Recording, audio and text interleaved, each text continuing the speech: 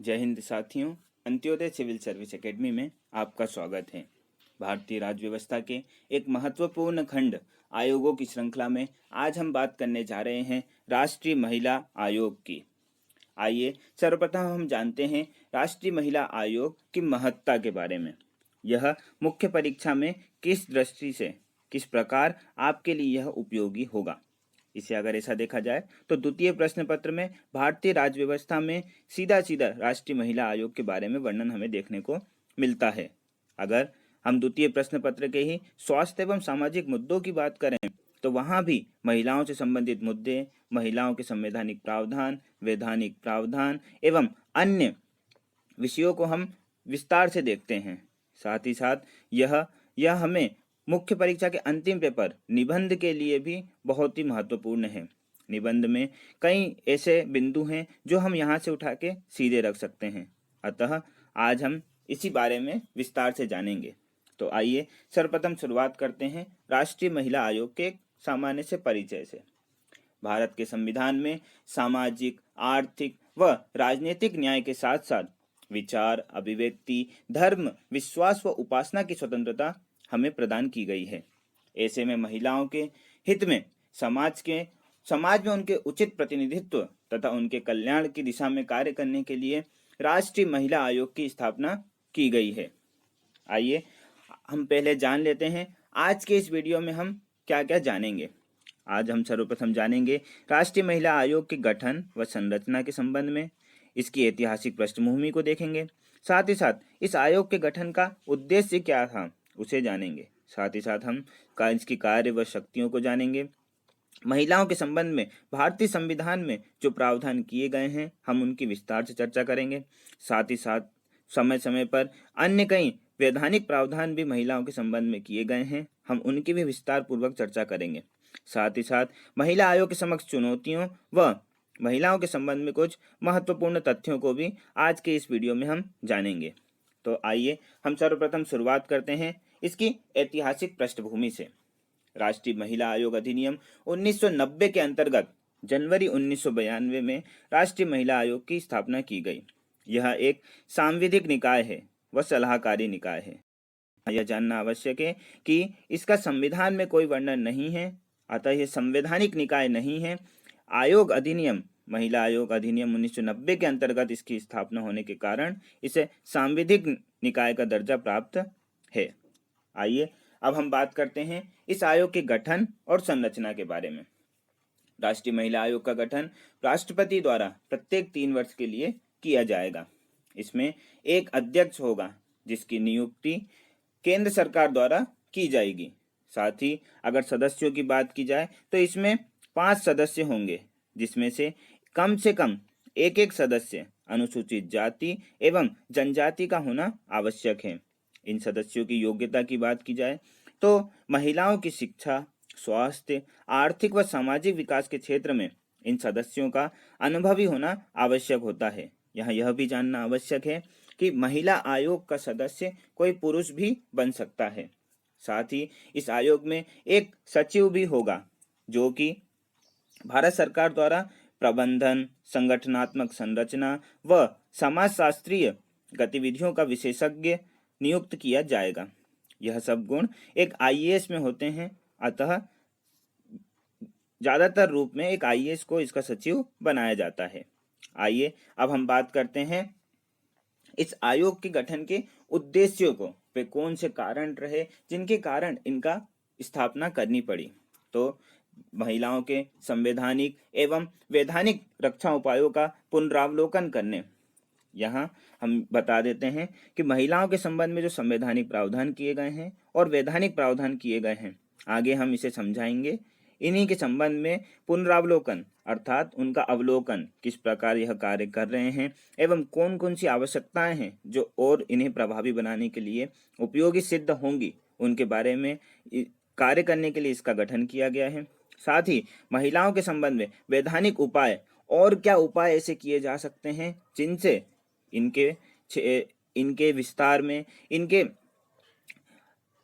अधिकारों के विस्तार में और ज्यादा कार्य किया जा सके। साथ ही साथ महिलाओं के संबंध में और कई कल्याणकारी योजनाएं चलाने हेतु यह केंद्र एवं राज्य सरकारों को सिफारिशें भी प्रदान करता है। अतः राष्ट्रीय महिला आयोग एक ऐसा मंच है जो महिलाओं के संरक्षण, महिलाओं की उन्नति की दिशा में महत्वपूर्ण कार्य करता है।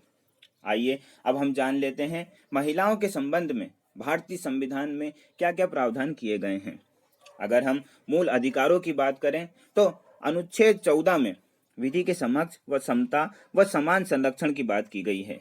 यहाँ से यह स्पष्ट है कि महिलाओं एवं पुरुषों के मध्य कोई भी असमानता की बात नहीं की गई है। साथ ही साथ अनुच्छेद 15 में धर्म, जाति, मूल वंश व लिंग व जन्म स्थान के आधार पर भेद को नकारा गया है। साथ ही साथ अनुच्छेद 16 में लोक नियोजन में अवसर की समानता, अर्थात महिलाओं व पुरुषों को सभी को अगर कोई कार्य मिलेगा तो समान रूप से उसको निभाया जाएगा। सरकारी नौकरियों में उन्हें समान प्रतिनिधित्व प्रदान किया जाएगा। साथ ही साथ मूल अधिकारों के अंतर्गत ही अनुच्छेद 23 में मानव के दुर्व्यापार व बलात्श्रम का प्रतिषेध दिया गया है। यह शोषण के विरुद्ध अधिकार के अंतर्गत हमें देखने को मिलता है। साथ ही साथ अगर हम डीपीएसपी अर्थात राज्य के नीति निर्देशक तत्वों की बात करें तो अनुच्छेद 39 के घ में समान कार्य के लिए समान वेतन का स्पष्ट प्रावधान किया गया है। अर्थात किसी भी कार्य में अगर किसी महिला या पुरुष को लगाया जाता है तो उन्हें लिंग के आधार पर भेदभाव नहीं किया जाएगा और एक समान वेतन दिया जाएगा। यह दायित्व राज्य सरकार का होगा।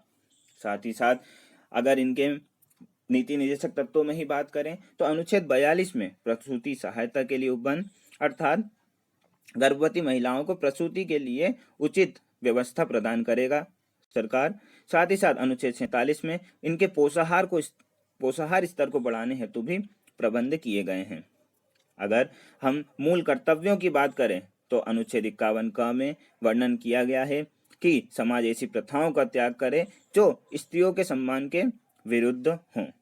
साथ ही साथ अगर हम और इनके संवैधानिक प्रावधानों की बात करें तो अनुच्छेद 243 में स्थानीय निकायों में अर्थात नगर पालिकाओं व पंचायतों में महिलाओं को 1/3 आरक्षण की व्यवस्था अनिवार्य रूप से की गई है। साथ ही साथ अनुच्छेद 326 में वयस्क मताधिकार में भी इन्हें प्रतिनिधित्व प्रदान किया गया है। यह तो हमने बात करी इनके संबंध में संवैधानिक प्रावधानों की। अब हम आगे चलते हैं समय समय पर हुए कई वैधानिक उपबंधों की, जिनमें सबसे महत्वपूर्ण रूप से हम देखें तो घरेलू हिंसा से रोकथाम अधिनियम 2005 देखने को मिलता है।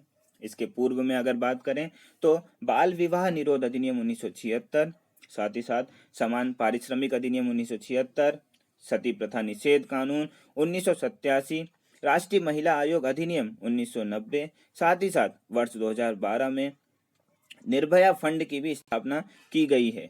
अतः यह महिलाओं को वैधानिक उपबंध प्रदान करते हैं। यदि उनके अधिकारों का उल्लंघन होता है या उनके साथ भेदभाव होता है तो वह इन सभी वैधानिक कानूनों के अंतर्गत न्यायालय जा सकती हैं एवं न्यायालय द्वारा इनके संबंध में विस्तार से अपराधों का भी वर्णन किया गया है कि किस अपराध के लिए कितने वर्ष की सजा व कितना जुर्माने का प्रावधान रखा गया है।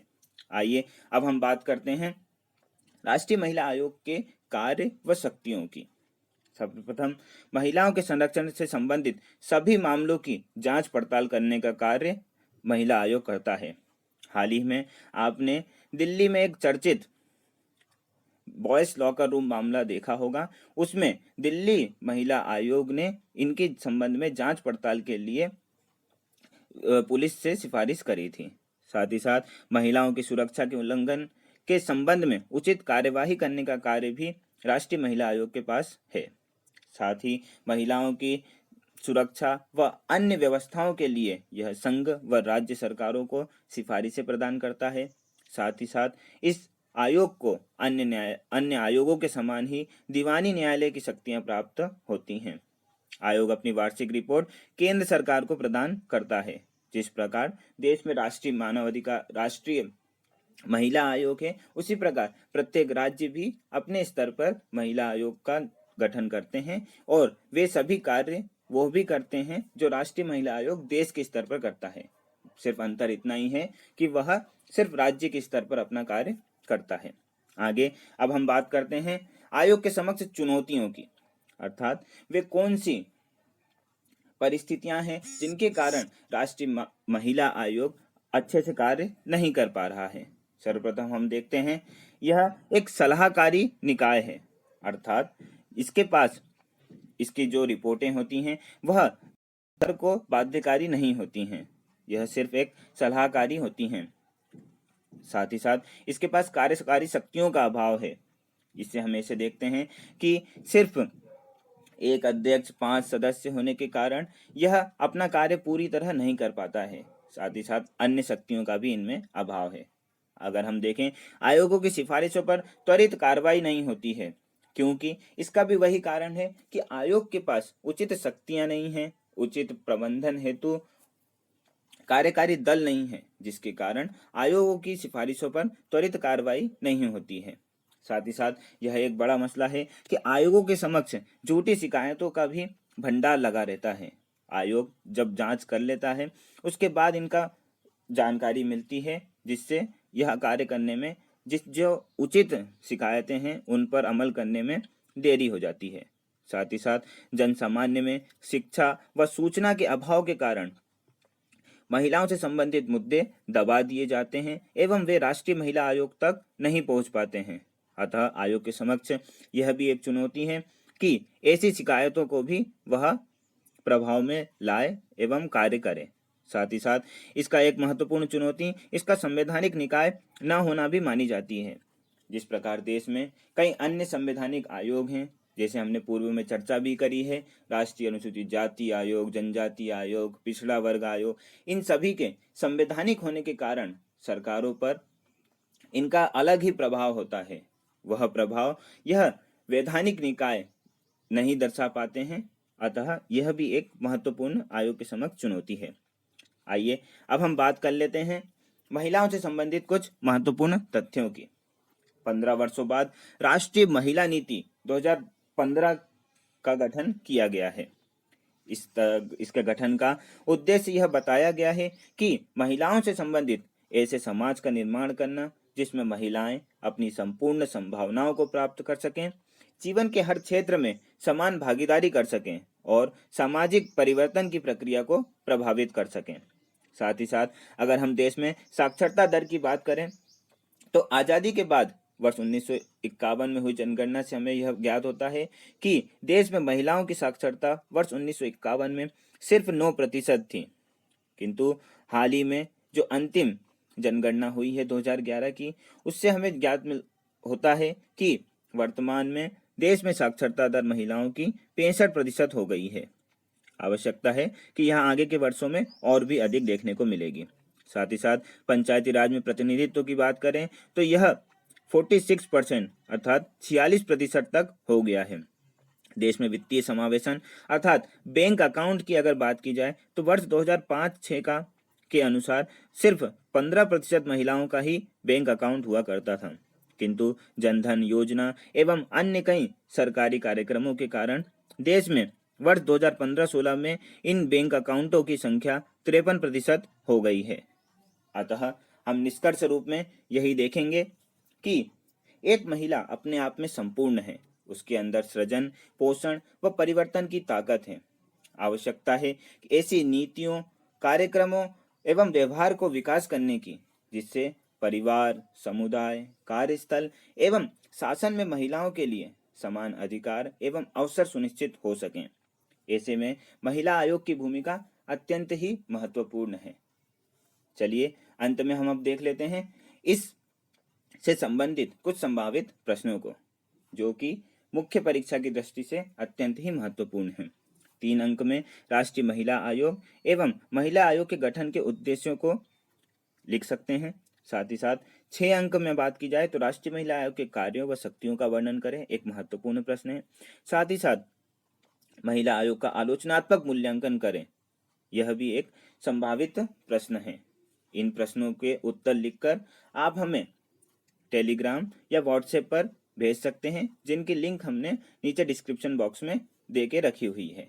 इसके पूर्व भी आप में से कई लोगों ने अपने उत्तर लिखे हैं, जो सराहनीय है और हम आगे भी यह आशा करते हैं कि आप बार बार उत्तर लिखें, जिससे आपकी मुख्य परीक्षा की तैयारी और भी अधिक सुदृढ़ हो सके।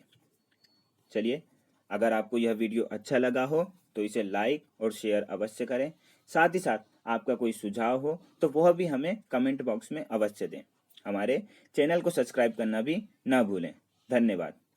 इस वीडियो की PDF हमने डिस्क्रिप्शन बॉक्स में दी रखी है, आप उसे भी डाउनलोड कर सकते हैं।